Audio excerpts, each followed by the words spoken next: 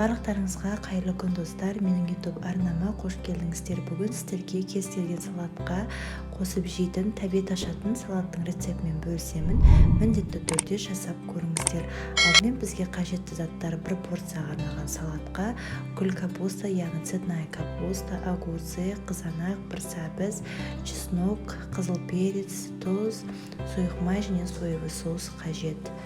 Алдымен қайнап тұрған суымызға капустамызды 5 минут қайнатып аламыз. Мен ірі болып кеткеннен кейін осылай бөліп шықтым, бірақ негізгі сіздерге бөлмеуге кеңес беремін. Өйткені бөлсеңіздер кейін қайнаған кезде, араластырған кезде қоқым болып кетеді. Одан соң бір сәбізімізді алып, үкіштің майда, яғни жіңішке көзінен өткіземіз.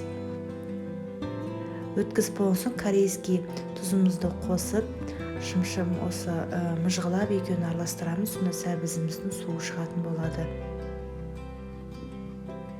Сәбіздің қақ ортасынан бөліп алдым, қатты ұзын болып кетпесін деп. Мінекей осылай қолымызды мұжғылап араластырып бір шетке алып қоямыз. Енді огурцымызды да мінекей үлкен болғандықтан 3 бөлікке бөлдім. Одан кейін әрқайсысын ортасынан дәл видеодағыдай кесіп шықтым. Дәл осылай кессеңіздер болады, немесе осыдан тағы да майда етіп кессеңіздер де болады.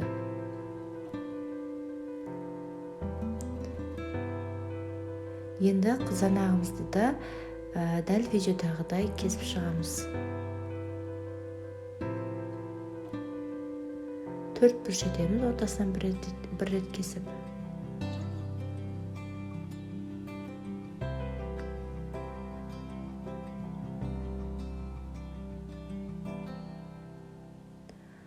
Ал енді чесногымызды осылай чеснок ететін құралмен езіп аламыз.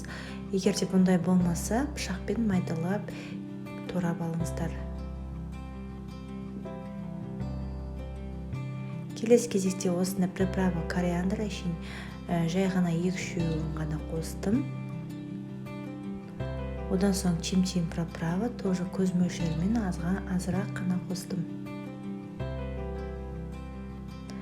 Қызыл перец қасықтың ұшымен қосамыз. Гүл капустамызды қосамыз. Және де дәміне қарай тұз қосамыз. Соевый соус 3 шай қасық қостым. Және де қызып тұрған сұйық майымызды үстінен қосып араластырамыз. Салатымыз дайын болып қалды достар, өте дәмді болып шығады. Оңай әрі жылдам жасалынатын, кез келген тамаққа үйлесіп кететін салат.